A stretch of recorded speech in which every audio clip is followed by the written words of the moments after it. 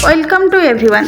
आज आसतु जानिबा आमर जो लोकवाणी रही आमर गाँ गहली जो उक्ति रही प्रवचन रही मध्य किछि गुड़े उक्ति प्रवचन रही जार तात्विक अर्थ जानिबा कहीं से उक्ति व्यवहार करा जाय थाए।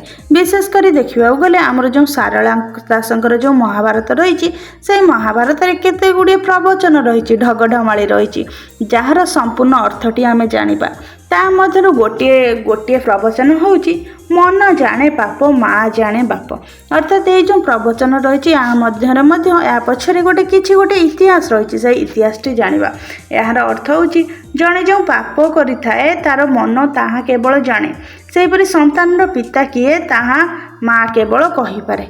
यही कथार पछर इतिहास रहुची जेतेबेले महाभारत युद्धर समय कौरव पांडवंकर समय सबुबले जेतेबेले राजसभा बसी थाए से राजसभा जेतेबेले दुर्योधन कौन थिला आमर युवराज थिला जेतेबेले सभा करुथाए समस्त पांडव कौरव माने बसी थांती राजा ठिया हुअंती तो तापर समस्त अन्य मान जो माने बसी थांती से माने मध्य बसंती जेतेबेले बसंती से समय सबुबले कौन करंती ना से समय जो दुर्योधन थिले से भीम को सबुबले अपमानित करबा पई कि भीम को कहि थांती जे बस रे पवन पुओ अर्थात भीम राजा पंडुंकर पुत्र होइतिले मध्य जेहेतु से पवन देवता आशीर्वाद जन्म नहीं तेणुक बस रे पवन पुओ बोली कहीकि अपमानित करिथांती। एक कथा भीम को सबुबले बाधे।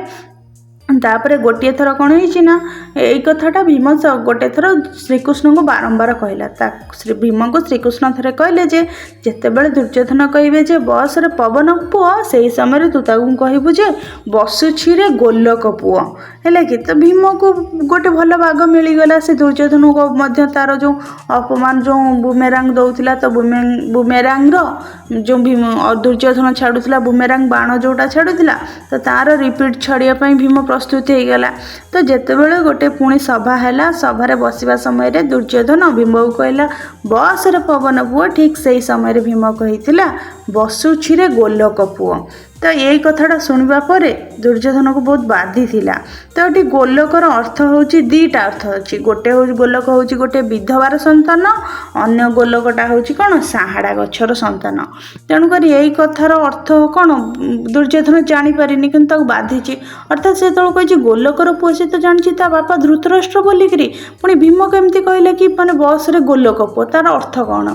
तो यही कथारू यही प्रवचनर अर्थ होची कौन मन जाने पाप माँ जाने बाप। अर्थात जी जो पाप करता है तार मन जानी थाए आ गोटे संतान गोटे पिलार बाप किए सेटा तार माँ ही जानी थाए। तो तापर कौन होइछि ना जेतेबेले दुर्योधन जाइकरी गांधारी को पचारि ए समस्त विषय रे तो से जानिबाकु पाइछि जे से काहेकि भीम ताकू बस रे गोलक पुओ अर्थात गोलकर पुओ काहेकि बोली कहिछि। तो से प्रसंगटी आमे जेतेबेले जानिबा गांधारी को काहेकि गोलक बोलिकी कह जाइछि बा दुर्योधन को काहेकि गोलकर संतान कह जाइछि तांकर माता गांधारी थिला एटा आमे परवर्ती समय रे आमे जानिबा। किंतु यही कथार अर्थ होची मन जाने पाप माँ जाने बाप।